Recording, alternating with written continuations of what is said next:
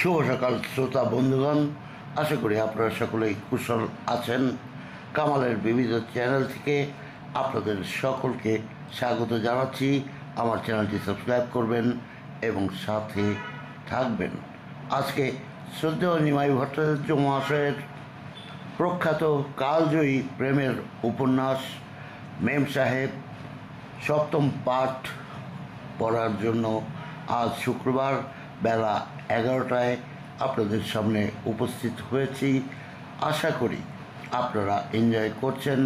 অবশ্য কেউ কখনো কিছু লিখেন না, আমি জানতেও পারি না।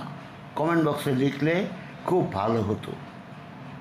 বন্ধুগণ, আপনারা নিশ্চয়ই ভুলে যাননি যে মেম সাহেবের লেখকের পরিচয় এবং এই কাহিনী সম্পর্কে কোনো বক্তব্য প্রথম পর্বেই দিয়েছি। সেটি প্রথম পার্ট, যেটি ডেসক্রিপশন বক্সে পাবেন, সেখান থেকে আপনারা পড়ে নেবেন। শুরু করতে যাচ্ছি আজকের শ্রদ্ধেয় নিমাই ভট্টাচার্যের মেম সাহেব পর্ব 7 অর্থাৎ সপ্তম পার্ট, এবং শুরু করতে যাচ্ছি এখন এই মুহূর্তে। দোলা বৌদি, পরের দিন ঘুম ভাঙতে অনেক বেলা হয়েছিল, হয়তো আরও অনেক বেলাই হতো, কিন্তু সূর্যের আলো চোখে পড়ায় আমার ঘুম ভেঙে গেল। পাশের খাটে মেম সাহেব আমার দিকে ফিরেই শুয়েছিল। সূর্যের আলো ওর চোখে পড়ছিল না। মনে হলো মহা আনন্দের স্বপ্নে বিভোর হয়ে আছে সে। ওর ঘুম ভাঙাতে আমার মন চাইছিল না। ও এত নিশ্চিন্তে শান্তিতে ঘুমাচ্ছিল যে দেখতে বেশ লাগছিল। বহুক্ষণ ধরে শুধু চেয়ে চেয়ে দেখলাম, তারপর উঠে বসে আরও ভালো করে দেখলাম। ওর সর্বাঙ্গের উপর দিয়ে বারবার চোখ বুলিয়ে নিলাম, একটু হয়তো হাতও বুলিয়ে দিয়েছিলাম ওর গায়ে। মনে মনে কত কি ভাবলাম এই মেম সাহেব, এই আমার জীবননাট্যের নায়িকা, এই সেই চপলা চঞ্চল বালা যে আমার জীবন ইতিহাসের মোড় ঘুরিয়ে দিয়েছে, এই সেই শিল্পী যে আমার জীবনে সুর দিয়েছে, চোখে দিয়েছে স্বপ্ন। ভাবলাম এই সেই মেয়ে যে আমার জীবনে না এলে আমি কোথায় সবার অলক্ষ্যেই হারিয়ে যেতাম, শুকনো পাতার মতো কালবৈশাখীর মাতাল হাওয়ায় অজানা ভবিষ্যতের কোলে চিরকালের জন্য লুকিয়ে পড়তাম। ভাবতে ভাবতে ভারী ভালো লাগলো।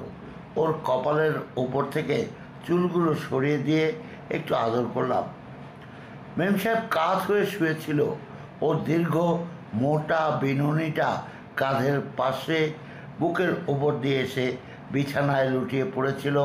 আমি মুগ্ধ হয়ে আরও অনেকক্ষণ চেয়ে রইলাম।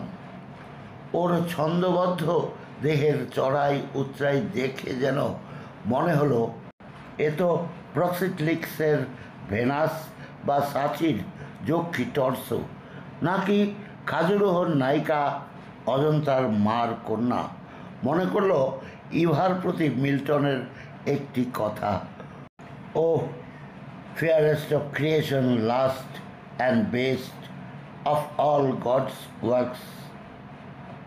ইভার মতো মেম সাহেব নিশ্চয়ই অত সুন্দরী ছিল না, কিন্তু আমার চোখে, আমার মনে সে তো অনন্যা।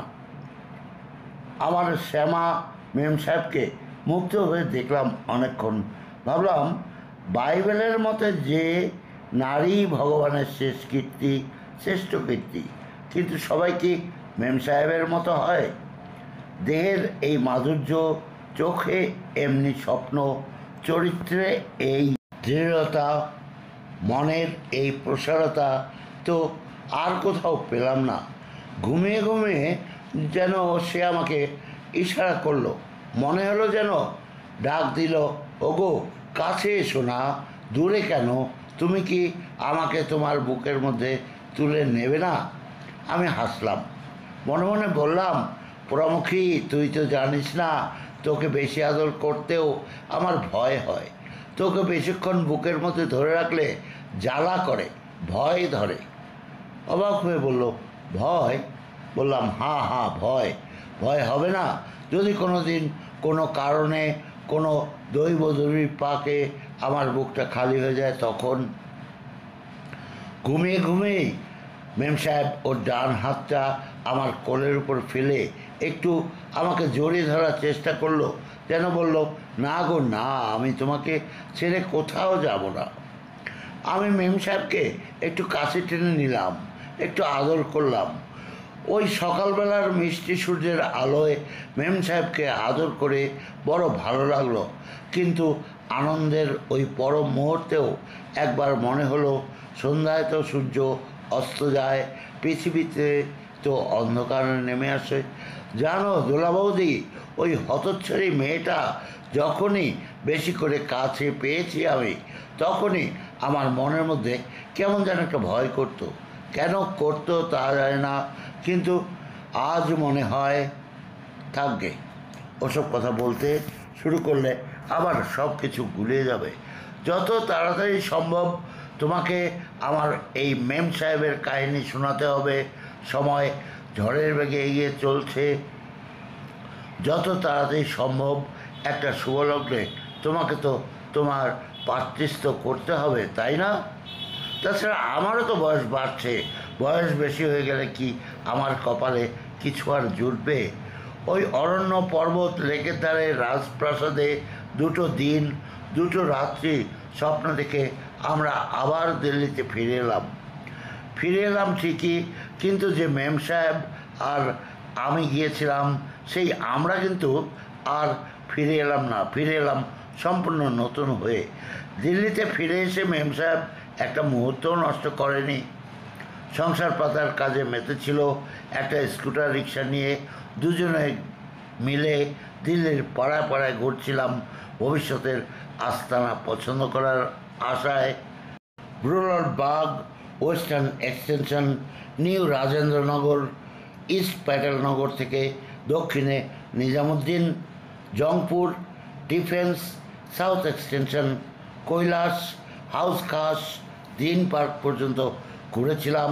সব দেখে শুনে সে বলেছিল, গ্রিন পার্কেই একটা ছোট কটেজ নেব আমরা। এত জায়গা থাকতে গ্রিন পার্কে? বললাম, শহর থেকে বেশ একটু দূরে এবং বেশ ফাঁকা ফাঁকা আছে, তাই না? বড্ড দূরে। তা হোক, তবুও তো শান্তি পাওয়া যাবে। বললাম, তা ঠিক। পরে আবার বলেছিল, 2-3 মাসের মধ্যে বাড়ি ঠিক করে ফেলবো, তারপর একটু গোছগাছ করে নিয়ে আমরা আমাদের সংসার পাতব। হাত দিয়ে আমার মুখটা নিজের মুখের দিকে ঘুরিয়ে নিয়ে মেম সাহেব জিজ্ঞেস করলো, কেমন, তোমার কোনো আপত্তি নেই তো? আমি মাথা নেড়ে বলেছিলাম, না। আরও 2-4টে কী যেন কথাবার্তা হওয়ার পর ও আমার গলাটা জড়িয়ে ধরে বলল, দেখো না, বিয়ের পর আমি তোমাকে কেমন জব্দ করি। বললাম, কী জব্দ করবে? বলল, আজে বাজে খাওয়া দাওয়া, ফালতু আড্ডা দেওয়া সব বন্ধ করে দেবো। বললাম, তাই বুঝি? বলল, তবে কি? এবার আমিও একটা হাত দিয়ে ওর গলাটা জড়িয়ে ধরে বললাম, আর কি করবে মেম সাহেব? আদো গলায় সে উত্তর দিল, সব কথা তোমাকে বলবো কেন? বললাম, তাই বুঝি? বলল, তবে কি? But you will see, I will make you happy. তা আমি জানি মেম সাহেব, তবে মাঝে মাঝে আমার বড্ড ভয় হয়। তোমার কি ভয় হয়? আমাকে প্রশ্ন করতেই আমি ওর কানে কানে ফিস ফিস করে বললাম, আমি বোধহয় স্ত্রৈণ হব। মেম সাহেব আমাকে একটা ধাক্কা দিয়ে বললে, আজে বাজে বকো না। আমি মুচকি হাসলেও বেশ সিরিয়াসলি বললাম, বাজে না মেম সাহেব, বিয়ের পর বোধহয় তোমাকে ছেড়ে আমি পার্লামেন্টে বা অফিসে কোথাওই যেতে পারবো না। এবার মেম সাহেব একটু মুচকি হাসে, বলল, 24 ঘন্টা বাড়ি বসে কি করবে? আবার কানে কানে ফিস ফিস করে বললাম, কী আবার করব, তোমাকে নিয়ে শুয়ে থাকবো। ও হেসে বলল, অসভ্য কোথাকার। একটু থেমে আবার বলল, শুতে দিলে তো? আমি বললাম, শুতে না দিলে আমি চিৎকার করে কান্নাকাটি করে সারাটা পাড়া জানিয়ে দেব। মেম সাহেব এবার আমার পাশ থেকে উঠে পড়ে, মুখ টিপে হাসতে হাসতে বলল, বাপরে বাপ, কি অসভ্য। আমি দৌড়ে গিয়ে ওকে ধরতে গেলাম। ও ছুটে বারান্দায় বেরিয়ে যাওয়ার চেষ্টা করলো, কিন্তু পারল না। আঁচল ধরে টানতে টানতে নিয়ে এলাম সোফার উপরে। যদি বলি এখনই? হাতে ঘুষি পাকিয়ে বলল, তোমার নাকটা ফাটিয়ে দেবো। বললাম সত্যি? এমনি করে মেম সাহেবের দিল্লিবাসের মেয়াদ ধীরে ধীরে শেষ হয়ে গেল। রবিবার বিকালে ডিলাক্স এয়ার কন্ডিশন এক্সপ্রেসে সে কলকাতা চলে গেল। ওয়েস্টার্ন কোর্ট থেকে স্টেশন রওনা হওয়ার আগে মেম সাহেব আমাকে প্রণাম করলো, আমার বুকে মাথা রেখে জড়িয়ে ধরে একটু কাঁদলো। আমি ওকে আশীর্বাদ করলাম, আদর করলাম, চোখের জল মুছিয়ে দিলাম। 1 সপ্তাহ ধরে দুজনে কত কথাই না বলেছি, কিন্তু সেদিন ওর বিদায় মুহূর্তে দুজনের কেউই বিশেষ করে কথা বলতে পারিনি। শুধু আমি বলেছিলাম সাবধানে থেকো, ঠিকমতো চিঠিপত্র দিও। সে বলেছিল ঠিকমতো খাওয়া দাওয়া করো, তোমার শরীর কিন্তু ভালো না। শেষে নিউ দিল্লি স্টেশনে ট্রেন ছাড়া ঠিক আগের মুহূর্তে বলেছিল, তুমি কিন্তু আমাকে বেশি দিন একলা রেখো না, কলকাতায় আমি একলা থাকতে পারছি না। মেম সাহেব চলে গেল, আমি আবার ওয়েস্টার্ন কোর্টে শূন্য ঘরে ফিরে এলাম। মনটা ভীষণ খারাপ হয়ে গেল। খেতে গেলাম না। ডাইনিং হলে আমাকে খেতে না দেখতে পেয়ে গজানন এলো আমার ঘরে খবর নিতে। আমাকে অনেক অনুরোধ করলো, কিন্তু তবুও আমি খেতে গেলাম না। বললাম, শরীরটা খারাপ রে গজানন। গজানন আমার মনের অবস্থা নিশ্চয়ই উপলব্ধি করেছিল, সেজন্য সেও আর এরপরে অনুরোধ না করে বিদায় নিল। কলকাতা থেকে মেম সাহেবের পৌঁছানোর সংবাদ আসতে না আসতেই আমি আবার কাজকর্ম শুরু করে দিয়েছিলাম। পুরো 1 সপ্তাহ পার্লামেন্টে যায়নি, সাউথ ব্লক নর্থ ব্লকে যায়নি, এমপি, মন্ত্রী, অফিসার, ডিপ্লোম্যাটদের দর্শন করিনি, এমনকি টাইপরাইটার পর্যন্ত স্পর্শ করিনি। 2-1 দিন এদিক সেদিক ঘোরাঘুরি করলাম, কিন্তু বিশেষ উল্লেখযোগ্য কোনো খবর পেলাম না। পার্লামেন্টে তখন আকসাই চীন সড়ক নিয়ে ঝড় বইছিল প্রায়ই। প্রাইম মিনিস্টার বেশ গরম গরম কথা বলছিলেন মাঝে মাঝেই। 2-4 জন পলিটিশিয়ান যুদ্ধ করার পরামর্শ দিলেও প্রাইম মিনিস্টার তা মানতে রাজি হলেন না। অথচ এইভাবেই বক্তৃতার লড়াই কতদিন চলতে পারে ভেবে পেলাম না। অল ইন্ডিয়া রেডিও এবং পিকিং বেতারের রাজনৈতিক মল্লযুদ্ধ তেতে উঠেছিল। লড়াই করার কোনো উদ্যোগ, আয়োজন বা মনোবৃত্তি সরকারি মহলে না দেখায় আমার মনে স্থির বিশ্বাস হলো আলোচনা হতে বাধ্য। 2-4 জন সিনিয়র ক্যাবিনেট মিনিস্টারের বাড়িতে আর অফিসে কয়েকদিন ঘোরাঘুরি করেও কোনো কিছু হদিস পেলাম না।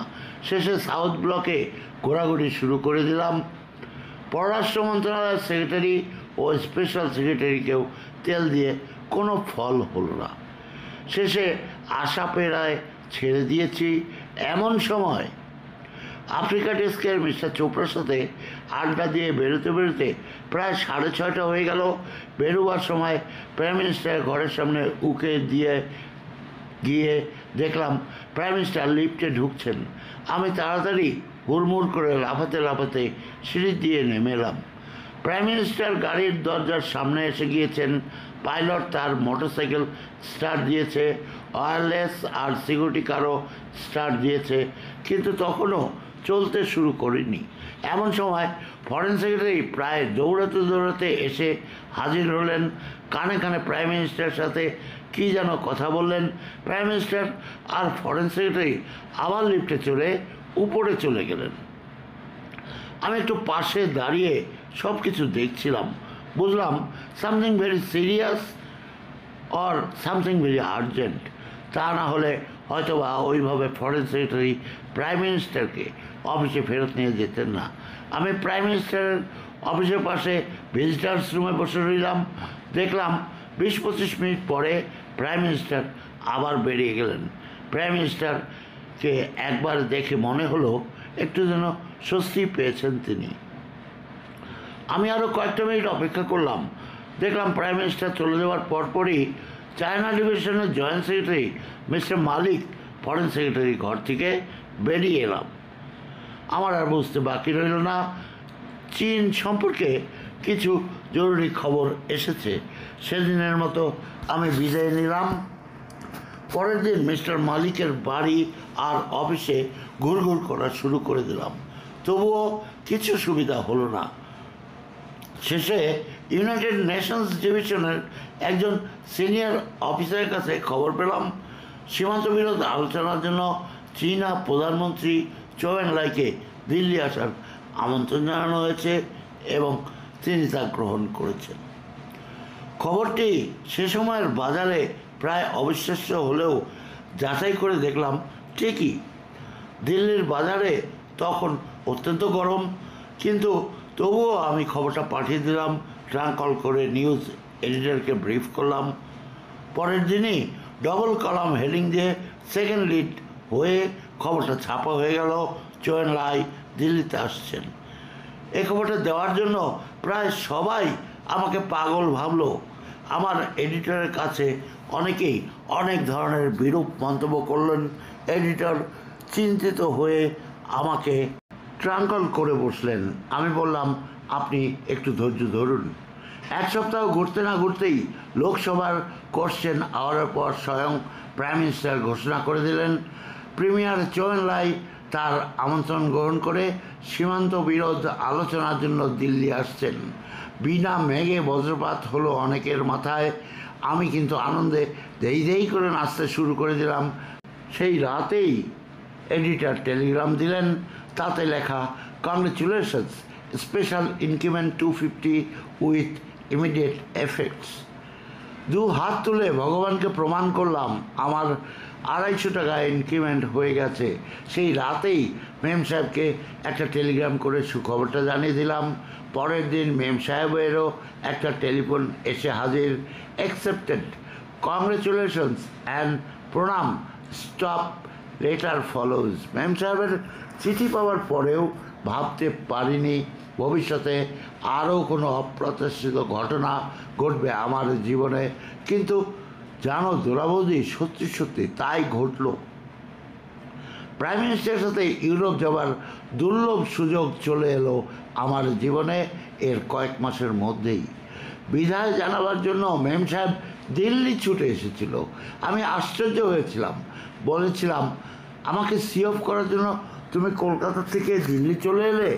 দুটি হাত দিয়ে আমার দুটি হাত দোলাতে দোলাতে বলেছিল, তুমি প্রথমবারের মতো ইউরোপ যাচ্ছ আর আমি চুপ করে বসে থাকবো কলকাতায়। ওই কালো হরিণ চোখ ঘুরিয়ে ফিরিয়ে এসে বলল, তা আবার প্রাইম মিনিস্টারের সঙ্গ চলেছ, আমি না এসে কি থাকতে পারি?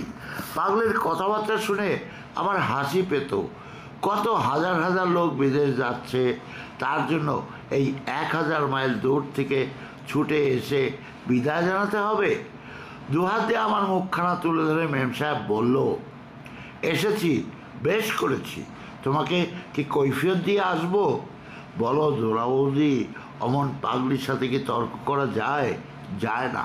তাই আমিও আর তর্ক করিনি। পাসপোর্ট, ভিসা, ফরেন এক্সচেঞ্জ আগেই ঠিক ছিল, এয়ার প্যাসেজ আগের থেকে বুক করা ছিল।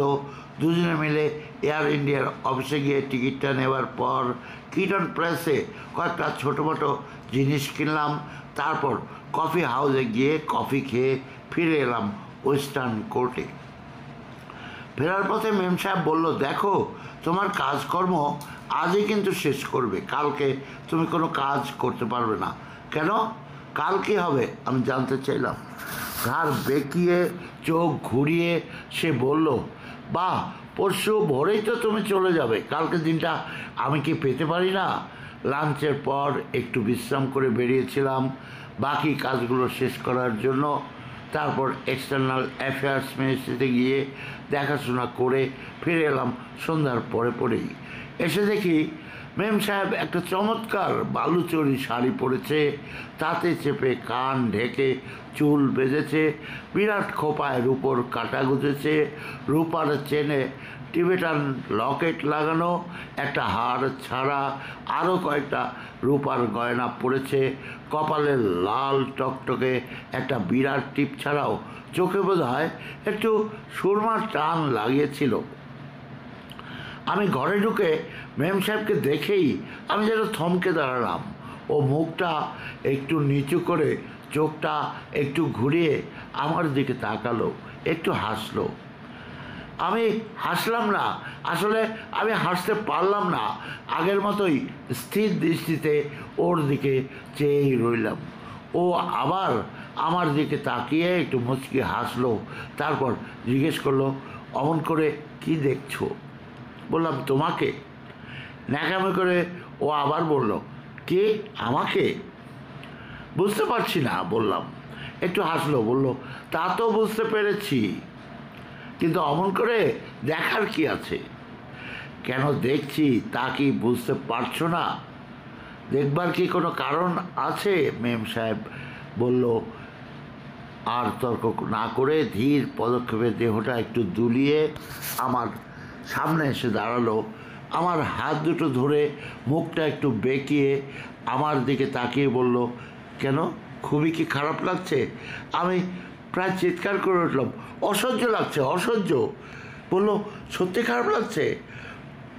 বললাম, অত খারাপ কিনা তা জানি না, তবে তোমাকে আমি সহ্য করতে পারছি না।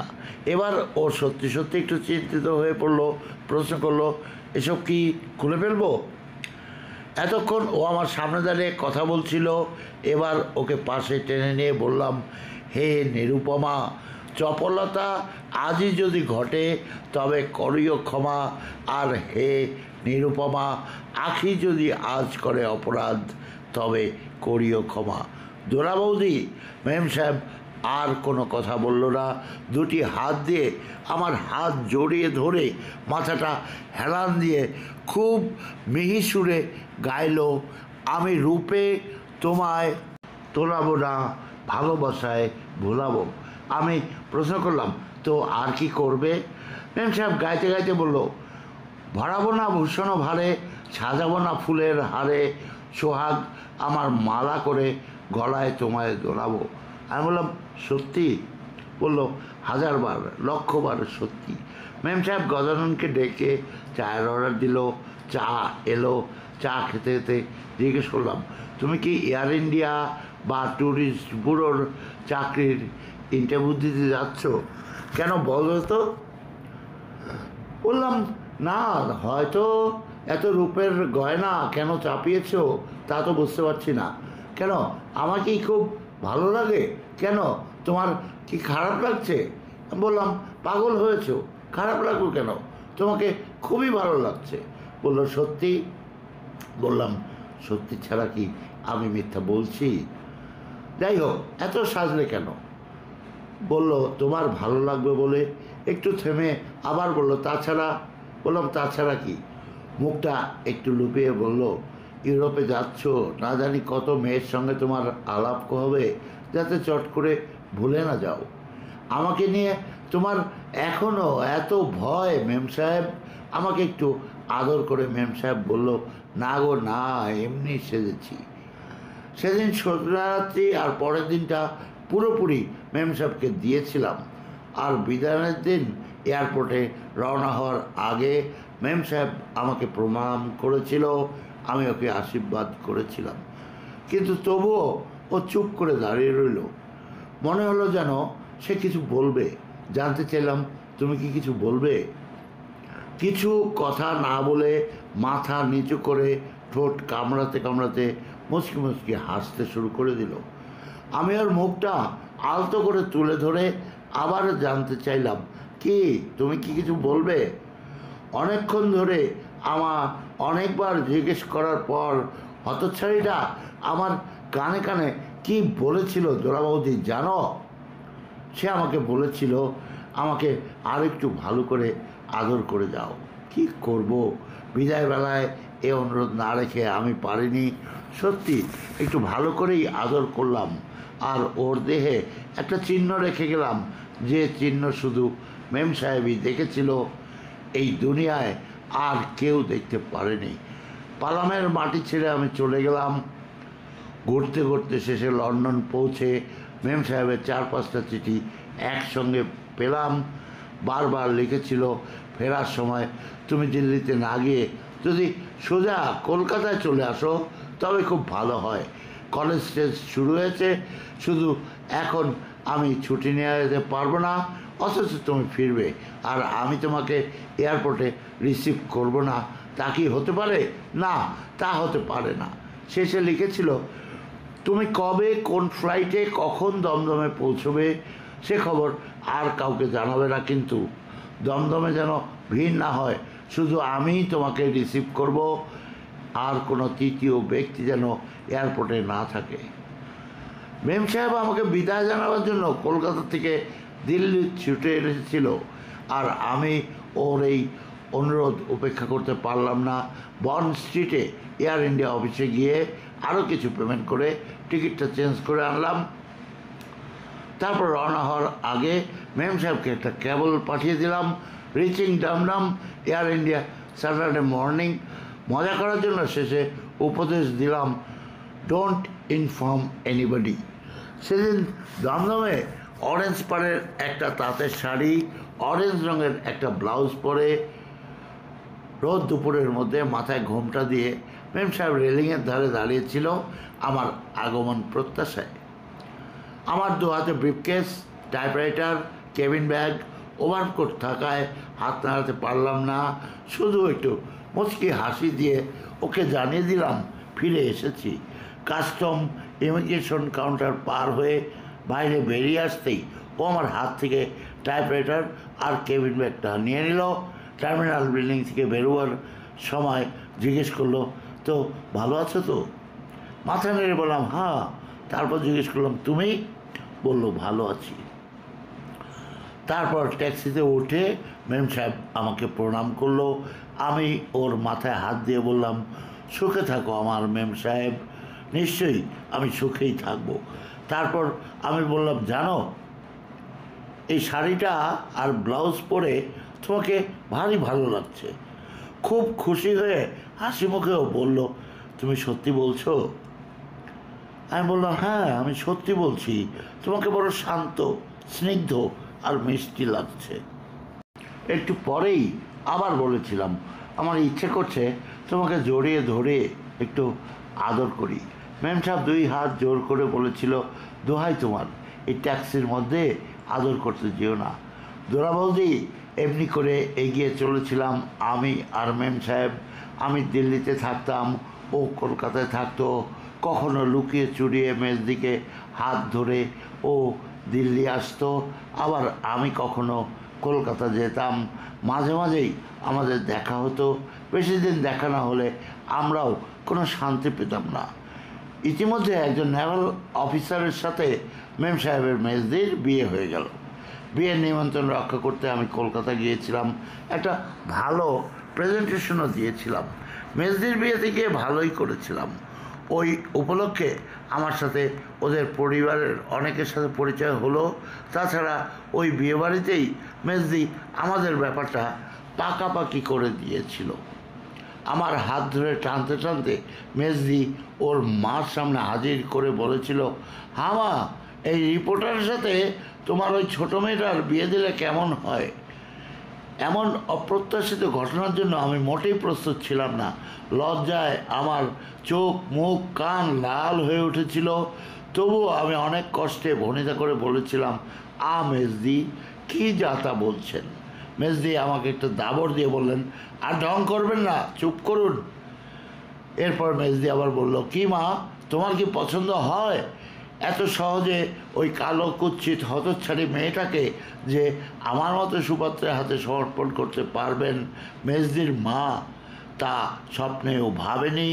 তাই বললেন, তোদের যদি পছন্দ হয় তবে আর আমার আপত্তি থাকবে কেন বল? বিয়েবাড়ি ঘরে অনেক লোকজন ভর্তি ছিল। ওদের সবার সামনেই মেজদি আমার ঘাড়ে ধাক্কা দিয়ে বললেন, নিন, এবার মাকে প্রণাম করুন। লজ্জায় আমার মাথাটা কাটা গেল, কিন্তু কি করব, প্রণাম করলাম। এবার মেজদি আমার মাথাটা চেপে ধরে বললেন, নিন, এবার আমাকে প্রণাম করুন। আমি প্রতিবাদ করলাম, কেন, আপনাকে কেন প্রণাম করব? মেজদি চোখ রাঙিয়ে বললেন, যা বলছি তাই করুন, তা নয়তো সব কিছু এখানে ফাঁস করে দেব। আশেপাশের সবাই গিলে গিলে মেজদির কথা শুনছিলেন আর হা করে আমাকে দেখছিলেন। আমি এদিক ওদিক বাঁচিয়ে অনেক কষ্টে মেজদিকে চোখ টিপে ইশারা করলাম। নেভাল অফিসারকে পেয়ে মেজদির প্রাণে তখন আনন্দের বন্যা। আমার ইশারাকে সে কোনো গ্রাহ্যই করলো না, গ্রাহ্যই বা করবে কেন, তাই সবার সামনে বলে ফেললেন, ওসব ইশারা টিশারা ছাড়ুন, আগে আমাকে প্রণাম করুন। তা নয়তো দোলা বৌদি, তুমি আমার অবস্থাটা একবার অনুমান করো। বিয়ে বাড়ি, চারিদিকে লোকজন গিজগিজ করছে, তার উপর ওই রণমূর্তিধারী বধূ বেশি মেজদি বীরত্ব দেখিয়ে বেশি তর্ক করলে যে জানি হাটের মধ্যে হাঁড়িটা ভেঙে মেজদি কী সর্বনাশী না করতো। টিপ হয়ে আমি প্রণাম করতেই পালিয়ে যাচ্ছিলাম, কিন্তু মেজদি আবার আমাকে টেনে ধরে বললেন, আহা একটু দাঁড়ান। হুঙ্কার ছেড়ে বললেন, ওই যে দিদি দাঁড়িয়ে আছে, দিদিকে প্রণাম করুন। আমি একটু ইতস্তত করতেই মেজদি আবার ভয় দেখালেন, খবরদার রিপোর্টার, অবাধ্য হলেই কিন্তু। দিদিকে প্রণাম করলাম। দিল্লি আসার দিন মেম সাহেব স্টেশনে এসে বলেছিল, জানো তোমাকে সবার খুব পছন্দ হয়েছে। রেল স্টেশনে প্ল্যাটফর্মের সবার সামনেই সে আমাকে প্রণাম করলো। আমি ওকে আশীর্বাদ করলাম আর দিল্লি মেলটা ছেড়ে দিল। হ্যাঁ দোলা বৌদি, মেজদি যে এত তাড়াতাড়ি আমাদের এত বড় উপকার করবেন তা কোনোদিনই আমি ভাবিনি। শুধু ভাবিনি নয়, আমি কল্পনাও করিনি। মেম সাহেব আমাকে ভালোবাসতো, আমি মেম সাহেবকে ভালোবাসতাম। সে ভালোবাসায় কোনো ফাঁকি, কোনো ভেজাল ছিল না। আমরা নিশ্চিত জানতাম আমরা মিলবই, শত বাধা বিপত্তি অগ্রাহ্য করেও আমরা মিলতাম। কিন্তু তবুও মেজদির ওই সাহায্য আর উপকারটুকুর একান্ত প্রয়োজন ছিল, এবং মেজদির সঙ্গে আমরা দুজনেই অনেক কৃতজ্ঞ ছিলাম। আসলে মেজদি বরাবরই আমাকে ভালোবাসতেন, স্নেহ করতেন। আমারও মেজদিকে বড় ভালো লাগতো। প্রথম দিন থেকে মেজদিও আমাকে ভালো লাগিয়েছিলেন। কিছুদিন মধ্যেই মেজদি আমাদের দুজনের ভালোবাসার গভীরতা উপলব্ধি করেছিলেন, তাই মনে মনে ছোট বোনকে তুলে দিতে চাচ্ছিলেন আমার হাতে। এবার তো সারা দুনিয়াকে জানিয়ে দিলেন, মেম সাহেব আমার, আমি মেম সাহেবের। লক্ষ লক্ষ কোটি কোটি টাকা মূল্যের সম্পত্তি হস্তান্তরের সব কিছু পাকাপাকি হয়ে গেল। শুধু এক সাব রেজিস্ট্রারের সই রইল বাকি, আর সিলমোহর লাগানো তাও বাকি রইল। এই কাজটুকুর জন্য আমি কিন্তু বিশেষ চিন্তিত ছিলাম না। মেম সাহেব অনেকদিন আগেও বললেও আমি এতদিন বাড়ি ভাড়া নেওয়ার কথা খুব সিরিয়াসলি ভাবিনি। সেবার কলকাতা থেকে ফিরে সত্যি সত্যি গ্রিন পার্কে ঘোরাঘুরি শুরু করলাম। দু চারজন বন্ধুবান্ধবকেও বললাম, দু চারটে বাড়িও দেখলাম, কিন্তু ঠিক যেন পছন্দ হলো না। আরও কিছুদিন অপেক্ষা করলাম, আরও কিছু বাড়ি দেখলাম। বন্ধুবান্ধবের সঙ্গে আমার কিছু পরামর্শ চলল, একটা বাড়ির জন্য দরদস্তর করলাম। এমনি সময় এমনিভাবে আরও মাস দুই কেটে যাওয়ার পর সত্যি সত্যি তিনখানা ঘরের একটা ছোট কটেজ পেয়ে গেলাম 300 টাকায়। বাড়িটা আমার বেশ পছন্দ হলো। মেহরালি রোড থেকে বড়জোর 200 গজ হবে। গ্রিন পার্ক মার্কেট বেশ কাছে, মিনিট 3-4 রাস্তা। বাজার দূরে হলে মেম সাহেবের পক্ষে কষ্টকর হতো। তাছাড়া বাড়িটা বেশ ভালো, কর্নার প্লট, সামনে আর পাশে মাঝারি সাইজের লন। গেটের ভিতর দিয়ে বাড়ির ভিতরে গাড়ি রাখার ব্যবস্থা। ড্রয়িং ডাইনিং রুমটা তো বেশ বড়, 20x15। একটা বেডরুম বড়, একটা ছোট। দুটো বেডরুমেই লফটু আর ওয়ার্ডরোব। বড় বেডরুম আর ড্রয়িং ডাইনিং রুমের মাঝে একটা ওয়েস্টার্ন স্টাইলের বাথরুম। বাড়ির ভেতরে একটা ইন্ডিয়ান স্টাইলের প্রিভি। সামনের বারান্দাটা অনেকটা লম্বা থাকলেও বিশেষ চওড়া ছিল না। ভেতরের বারান্দাটা স্কোয়ার সাইজের বেশ বড় ছিল। রান্নাঘর দিল্লির নতুন বাড়িতে যেমন হয় তেমনই ছিল। আলমারি, মিড সেফ, সিঙ্ক, কাপবোর্ড সবই ছিল। আলমারি, ওয়ার্ড্রোব থাকার কথা, জন্য কোনো আলাদা স্টোর ছিল না, কিন্তু ছাদে একটা দরজাবিহীন ঘর ছিল। লন দুটো বেশ ভালো ছিল সত্যি সত্যি, কিন্তু দিল্লির অন্যান্য বাড়ির মতো এই বাড়িটায় কোনো ফুল গাছ ছিল না। আগে যিনি ভাড়া ছিলেন তার নিশ্চয়ই ফুলের গাছের শখ ছিল না, তবে সামনের বারান্দার এক পাশ দিয়ে একটা বিরাট মাধবীলতা উঠেছিল। মোট কথা সব মিলিয়ে বাড়িটা আমার বেশ ভালো লেগেছিল। তাছাড়া আমার মতো ডাকাতের হাতে পড়ে মেম সাহেব ফ্যামিলি প্ল্যানিং অ্যাসোসিয়েশনের সভানেত্রী হলেও এ বাড়িতে থাকতে অসুবিধা হবে না বলে বাড়িটা আরও ভালো লেগেছিল। বাড়ি নেবার পর মেম সাহেবকে কিছুই জানালাম না। ঠিক করলাম ও দিল্লি আসার আগেই বেশ কিছুটা সাজিয়ে গুছিয়ে নিয়ে চমকে দেব। আবার ভাবলাম ওয়েস্টার্ন কোর্ট ছেড়ে এ বাড়িতেই চলে আসি। পরে ভাবলাম না না, তা নয়, একলা একলা থাকবো এই বাড়িতে, অসম্ভব। ঠিক করলাম ওকে নিয়েই এই বাড়িতে ঢুকবো। গজাননকে আমার নতুন বাড়িতে থাকতে দিলাম। আমি ওকে বললাম, গজানন, তুমি আমার এই বাড়িটা দেখাশোনা করো, আমি এর জন্য তোমাকে মাসে মাসে আরও কিছু দেব। গজানন সাফ জবাব দিয়েছিল, নেই নেই সাব, তুমি আমার হিসেব টিসেব করতে পারবে না, আমি যে বিবিজির কাছ থেকে যা নেয়ার তাই নেব। গজানন বাসে যাতায়াত করতো। ডিউটি শেষ হওয়ার পর 1 মিনিটও অপেক্ষা করতো না, সোজা চলে যেত গ্রিন পার্কে। আমি আমার বাড়তি 250 টাকা দিয়ে কেনাকাটা শুরু করে দিলাম। একটা সোফা সেট কিনলাম, একটা ডবল বেডের খাট কিনলাম। ওয়েস্টার্ন কোর্ট থেকে আমার বইপত্র ওই বাড়িতে নিয়ে গেলাম। বিদেশ থেকে কিনে আনা ডেকোরেশন পিসগুলো সাজালাম। এভাবে একটি মাস ধরে সমস্ত ঘরের জন্য পর্দা লাগিয়ে দিলাম।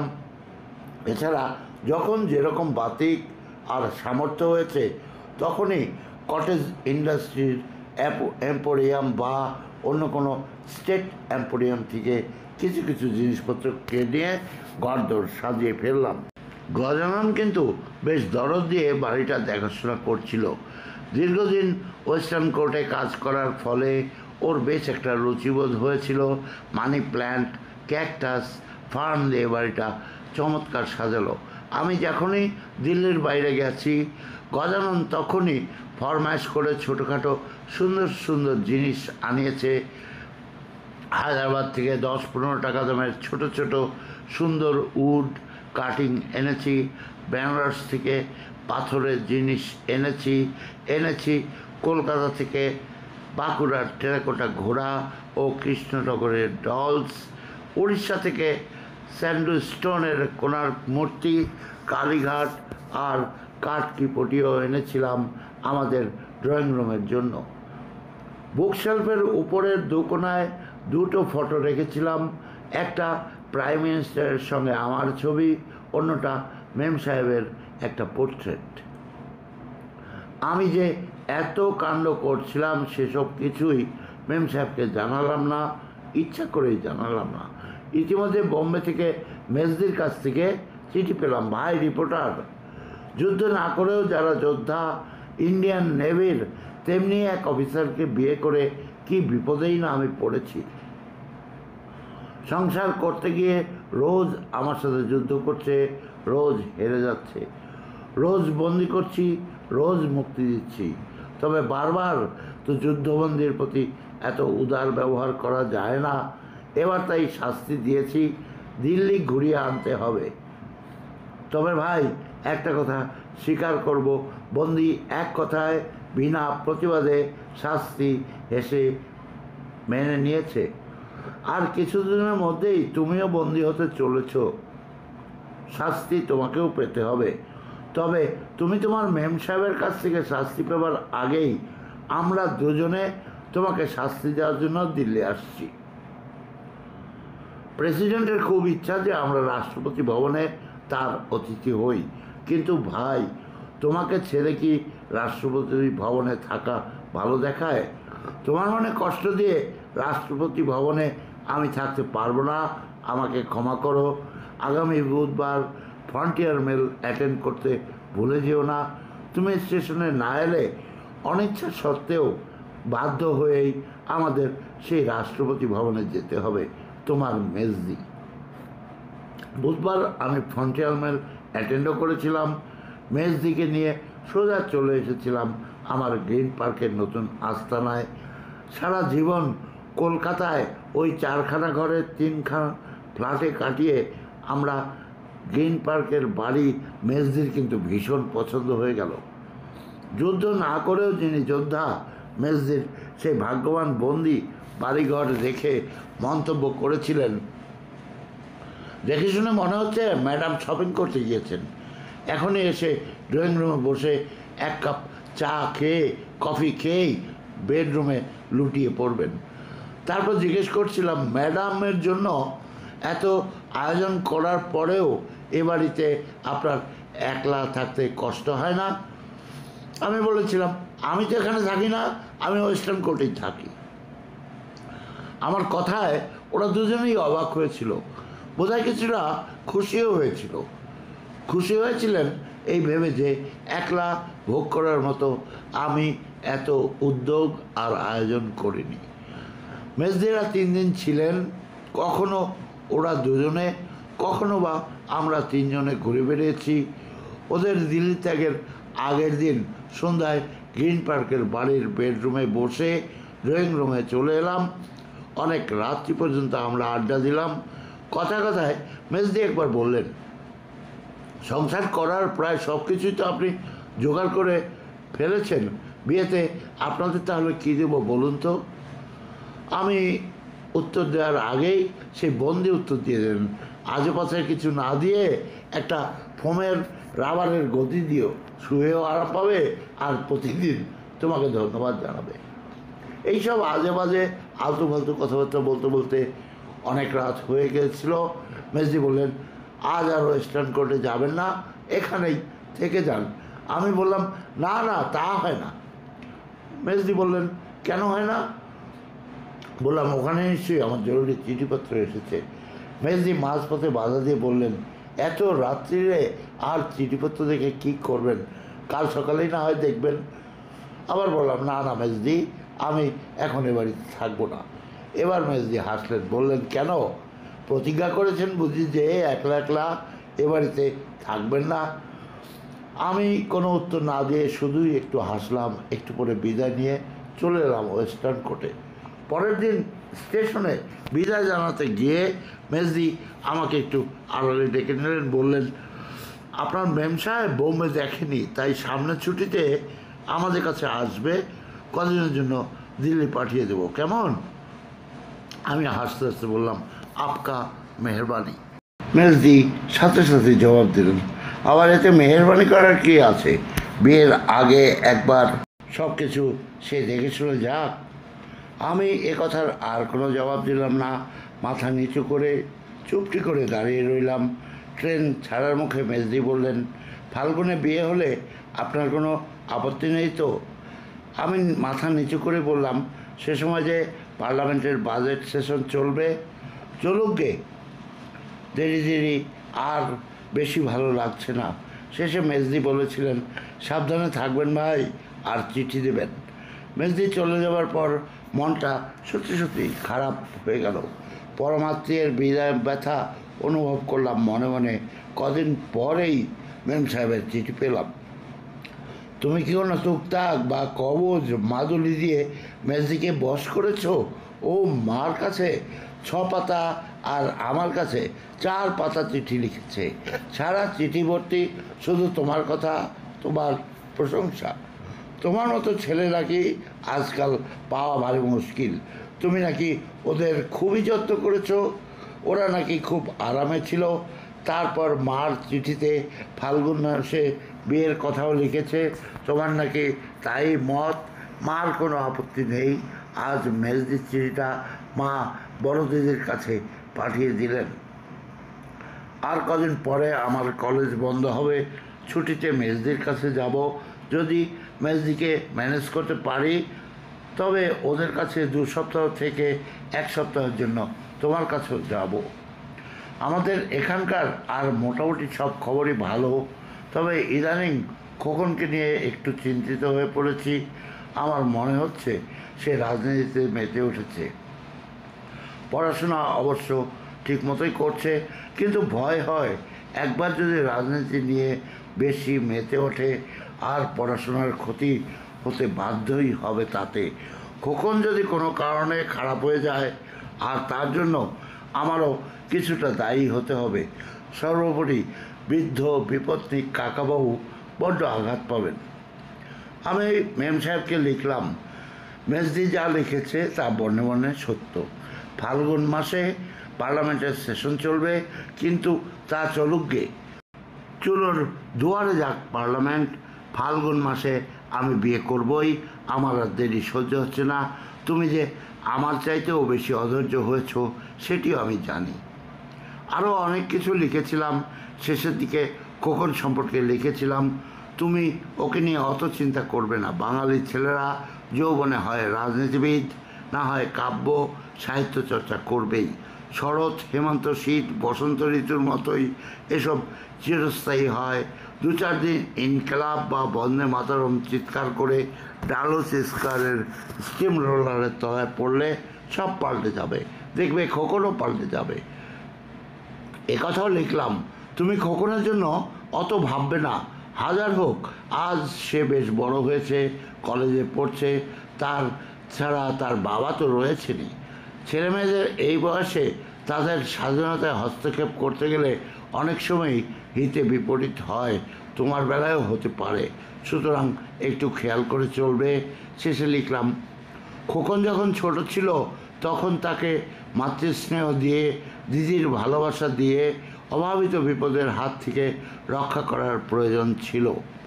তুমিও তা করেছো, মেজদিও তা করেছে। তোমার স্নেহ ছায়ায় যে একজন মাতৃহারা শিশু আজ যৌবনে পদার্পণ করে মাথা উঁচু করে দাঁড়িয়েছে, সেইটুকুই তোমার জন্য যথেষ্ট পুরস্কার। এর চাইতে বেশি করলে হয়তো তুমি দুঃখ পেতে পারো। বেশি আশা করো না। জানো দোলা বৌদি, খোকন সম্পর্কে এত কথা আমি লিখতাম না, কিন্তু ইদানিংকালে মেম সাহেব খোকনকে নিয়ে এত বেশি মাথামাতি, এত বেশি চিন্তা করা শুরু করেছিল যে এসব না লিখে পারলাম না। আজকাল ওর প্রত্যেকটা চিঠিতেই খোকনের কথা লেখা থাকতো।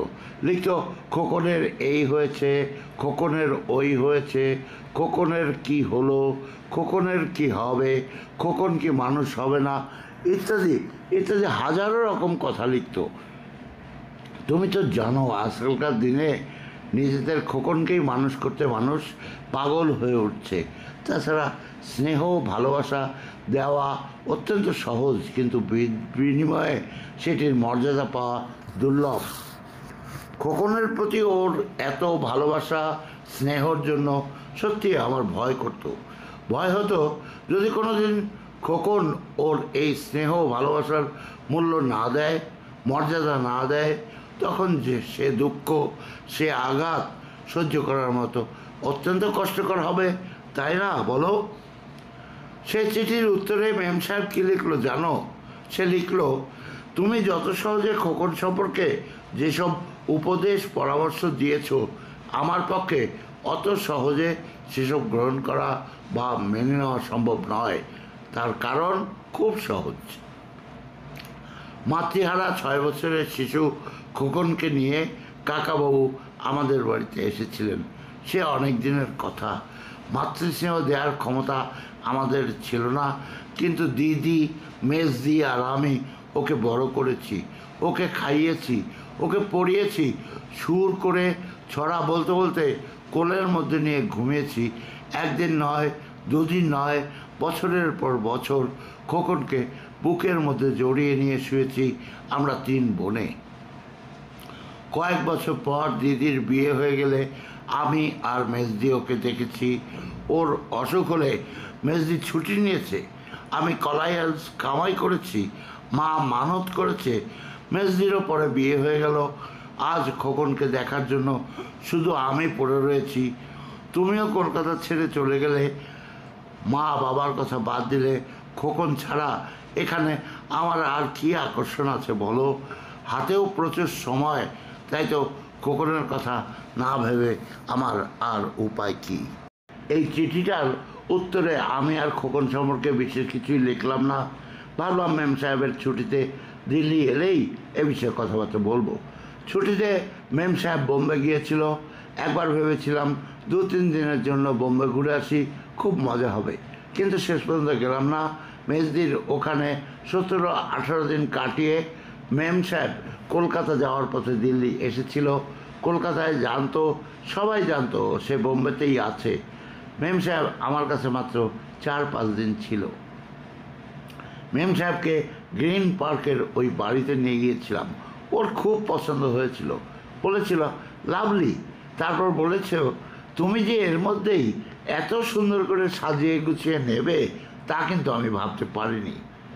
আমি বলেছিলাম তোমাকে বিয়ে করে তো যেখানে সেখানে আমি তোমাকে তুলতে পারি না। ও লম্বা সরু কালো ভুরু দুটো টান করে উপরে তুলে বলেছিল ইজ ইট? তবে কি? মেম সাহেব গজাননকে অশেষ ধন্যবাদ জানালো অতি সুন্দর করে বাগান করার জন্য। জিজ্ঞেস করলো গজানন তোমার কি চাই বলো। গজানন বলেছিল বেবিজি আমি নেই, আগে তুমি এসো, সব কিছু বুঝে টুঝে নাও, তারপর হিসাব নিকাশ করা যাবে। বিকাল হয়ে এসেছিল। গজাননকে কিছু খাবার দাবার আর কফি আনতে মার্কেটে পাঠিয়ে দিলাম। মেম সাহেব ওপাশের ছোঁয়াটা ছেড়ে আমার পাশে এসে বসলো। আমার একটা হাত নিজের হাতের মধ্যে তুলে নিয়ে মাথা নিচু করে কী যেন দেখছিল, কী যেন ভাবছিল। আমি কিছু বললাম না, চুপ করে বসে রইলাম। কয়েক মিনিট ওইভাবেই কেটে গেল। তারপর মাথাটা নিচু করে নরম গলায় ও বলল সত্যি তুমি আমাকে সুখী করার জন্য কত কী না করেছো। কেন তুমি বুঝি সুখী হবে না? নিশ্চয়ই হবে। তবু এত বড় বাড়ি, এত সব আয়োজন সে আমার জন্যই তো করেছো। আমি ঠাট্টা করে বললাম সেজন্য তুমি আমাকে কিছু পুরস্কার দাও না। মেম সাহেব হেসে ফেললো, বললো তোমার মাথায় তো শুধু ওই এক চিন্তা, তোমার মাথায় বুঝি সে চিন্তা আসে না মেম সাহেব? বললাম আমি। ও চিৎকার করলে বলল নো নো নো নেভার। আমি মুহূর্তের জন্য চুপ করে গেলাম। একটু পরে বললাম এদিকে তো গলাবাজি খুব করছো, নো নো বলছো, এদিকে বিয়ের আগেই ছেলে মেয়েদের ঘর ঠিক করছো। মেম সাহেব এইভাবে ফার্স্ট ওভারের ফার্স্ট বলে বোল্ড হবে ভাবতে পারেনি। আমার কথার কোনো জবাব সে দিল না। তবুও একটু থেমে বলল তোমার মতো ডাকাতের সঙ্গে ঘর করতে হলে একটু ভূত ভবিষ্যৎ চিন্তা না করে কি উপায় আছে বলো। গ্রিন রোড থেকে ওয়েস্টার্ন কোর্টে ফিরে আসার পর মেম সাহেব বললো জানো মেজদি বলছিল বিয়েতে তোমার কি চাই তা জেনে নিতে। আমি ভুরু কুচকে বেশ অবাক হয়ে বললাম সে কি, মেজদি জানে না বুঝি? বললো তুমি তাকে বলেছো নাকি? বললাম হ্যাঁ 100 বার 1000 বার বলেছি। আমার রাগ দেখে সে একটু ঘাবড়ে গেল, বলল হয়তো কোনো কারণে। এর মধ্যে আমি কোনো কারণ টারণ দেখছি না মেম সাহেব। মেম সাহেবের মুখটা চিন্তায় কালো হয়ে গেল। মুখ নিচু করে বলল মেজদি হয়তো ভেবেছে তুমি ফ্র্যাঙ্কলি আমাকে সব কিছু খুলে বলতে পারো। তোমাকে যা বলবো মেজদি তা জানে। মেম সাহেব কিন্তু নিশ্চল পাথরের মতো মাথা নিচু করে বসে রইল। আমি চুরি করে ওর দিকে চাইছিলাম আর হাসছিলাম। একটু পরে আমার কাছে এসে হাত দুটো ধরে বলল ওগো বলো না বিয়েতে তোমার কি চাই? আমি প্রায় চিৎকার করে বললাম তোমার মেজদি জানেন না যে আমি বিয়েতে তোমাকে চাই। এই বিরাট দীর্ঘ নিঃশ্বাস ছেড়ে হাসতে হাসতে মেম সাহেব বলল বাপরে বাপ কি অসভ্য ছেলে রে বাবা। আমি অত্যন্ত স্বাভাবিকভাবে বললাম এতে অসভ্যতার কী করলাম? মেম সাহেব আমাকে একটা দাবড় দিয়ে বলল আজে বাজে বকো না, ছি ছি, অমন করে কেউ ভাবিয়ে তোলে? পরে ও আমাকে জিজ্ঞেস করেছিল বলো না বিয়েতে তুমি কি চাও?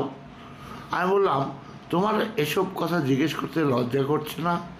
তুমি কি ভেবেছো আমি ভদ্রবেশী অসভ্য ছোট লোকগুলোর দলে লুকে লুকে নগদ টাকা নিয়ে পরে জালিয়াতি করব?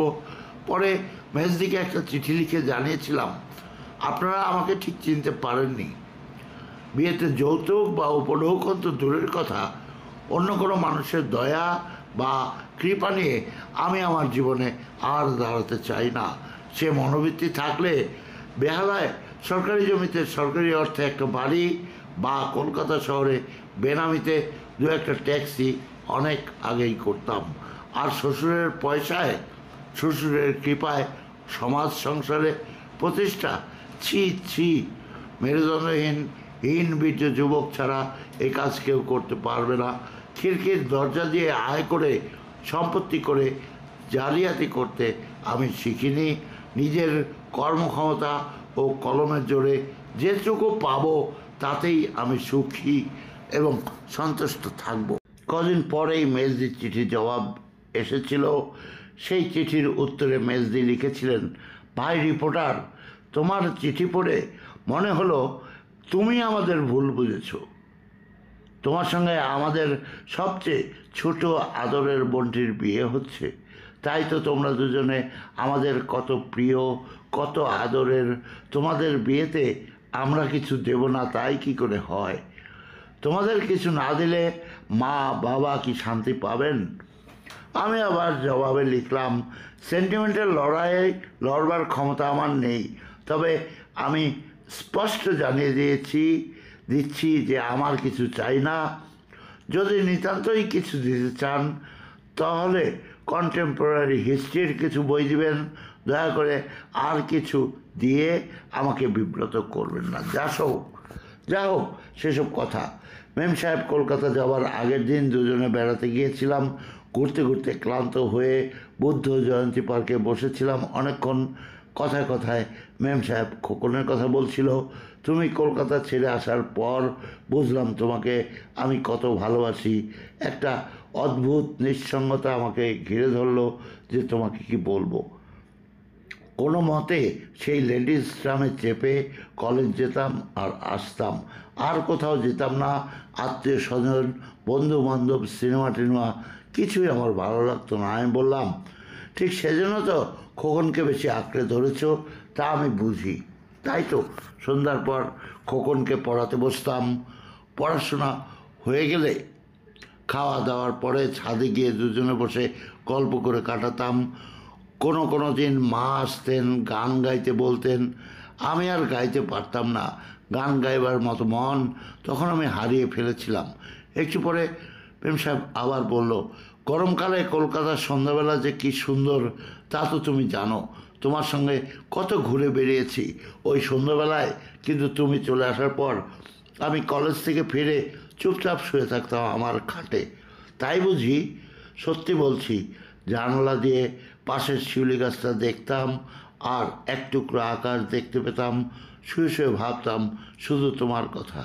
আমি ওর হাতটা আমার হাতের মধ্যে টেনে নিলাম, বললাম, তুমি যে আমাকে ছেড়ে শান্তিতে থাকতে পারো না সেটি আমি জানি মেম সাহেব।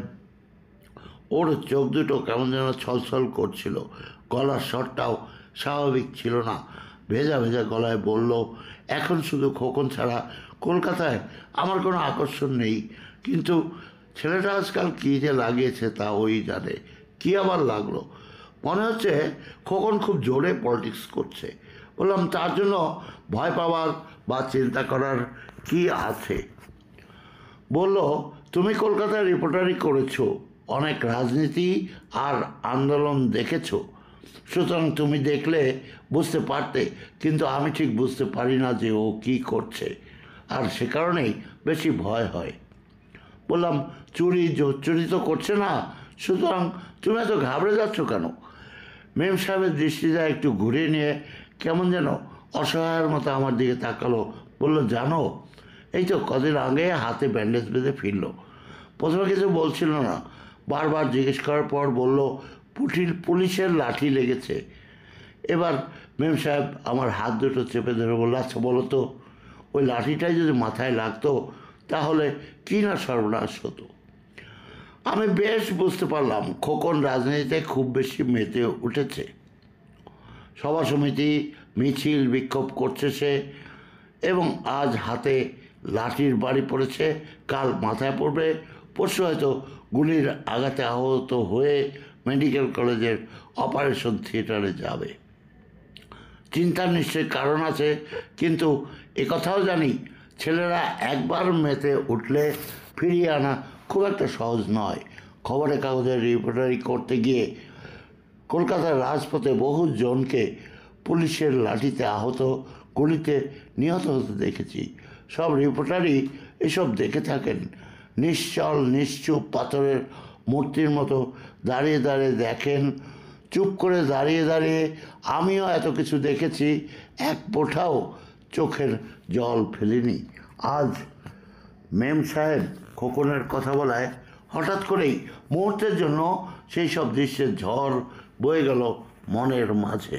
কেন এমনটি হলো বুঝতে পারছিলাম না। মনে মনে বেশ একটু চিন্তিতও হলাম। ওকে সেসব কিছু বুঝতে দিলাম না। সান্ত্বনা জানিয়ে বললাম, হাতে একটু লাঠি লেগেছে বলে অত ঘাবড়ে যাচ্ছ কেন?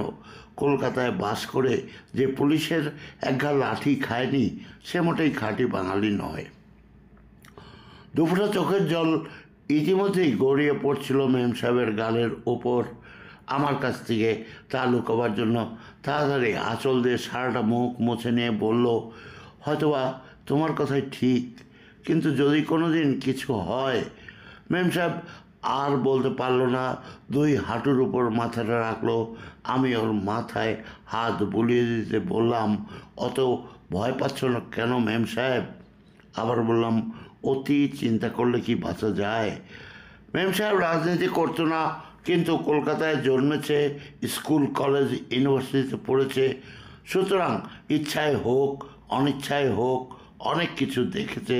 হয়তোবা গুলিতে মরতে দেখেনি, কিন্তু লাঠি বা টিয়ার গ্যাস অথবা ইট পাটকেলের লড়াই নিশ্চয়ই অনেকবার দেখেছে। তাছাড়া খবরের কাগজ তো পড়ে, ছবি দেখে। সেই সামান্য অভিজ্ঞতার ভিত্তিতে খোকন সম্পর্কে মেম সাহেব একটু অস্থির না হয়ে পারেনি। সেদিন ওয়েস্টার্ন কোর্টে ফিরে এলাম। ফিরে আসার পরে আমি মেম সাহেবকে বলেছিলাম, তুমি বরং খোকনকে আমার কাছে পাঠিয়ে দাও, এখানে পড়াশোনা করবে, আমাকেও একটু আধটু সাহায্য করবে। আমার প্রস্তাবে ও একদম আনন্দে লাফিয়ে উঠেছিল, বলেছিল, সত্যি ওকে পাঠিয়ে দেব? বললাম, হ্যাঁ হ্যাঁ দাও। কিন্তু বললো, আমি বললাম, কিন্তু কি? বললো, কমার্স পরেই তোর ফাইনাল এক্সাম। আমি বললাম, ঠিক আছে, পরীক্ষার পরেই পাঠিয়ে দিও, এখানে বিয়ে পড়বে। মেম সাহেব একটু হাসলো, আমাকে জড়িয়ে ধরলো, বলল, ততদিনে আমিও তো তোমার কাছেই এসে যাব, তাই না? আমি ওর মাথায় একটু ঝাঁকুনি দিয়ে একটু আদর করে বললাম, তখন খুব মজা হবে, তাই না? ও আমার বুকে পর মাথা রেখে বলল, আসলেই সত্যি খুব মজা হবে। প্রিয় শ্রোতা ভাই ও বোনেরা, শেষ হয়ে গেল আজকের পর্ব, অষ্টম পর্ব, অর্থাৎ অন্তিম পর্ব নিয়ে আসব এর পরের পাঠে। অপেক্ষা করবেন আগামী শুক্রবারের জন্য। ইন বিটুইন আগামী রবিবার ছোট গল্প দেব একটি, এবং আগামী মঙ্গলবার যখন পুলিশ ছিলাম ধীরাজ ভট্টাচার্য মহাশয়ের সেই দুর্দান্ত তার জীবনের প্রেমের গল্প, সেটি একটি অটোবায়োগ্রাফি, সত্যি ঘটনা, সেটি আসবে আগামী মঙ্গলবার। আর সব দিনই সকাল 11টার সময় প্রকাশিত হয়, আপলোড করি এই গল্পগুলি। আমার সাথে থাকবেন। কেমন লাগছে আপনাদের? আমি তো চেষ্টা করছি আপনাদের এন্টারটেনমেন্ট করতে, আপনাদের অবসর সময় কিছুটা হলেও সুন্দরভাবে যাতে কাটাতে পারেন সেই চেষ্টা করছি। কাজেই কমেন্ট বক্সে লিখে জানাবেন। বন্ধুবান্ধব, আত্মীয় স্বজন কেউ যদি গল্প পড়তে ভালোবাসে তাকেও রেফার করতে পারেন। চ্যানেলটি আপনার ফেসবুকে শেয়ারও করতে পারেন। এবং আপনারা সবাই ভালো থাকবেন। দেখা হবে আগামী রোববার, মঙ্গলবার এবং সবশেষে শুক্রবার মেম সাহেবের অন্তিম পর্ব নিয়ে। এতক্ষণ সাথে রইলেন সে কারণে অশেষ ধন্যবাদ জানাচ্ছি।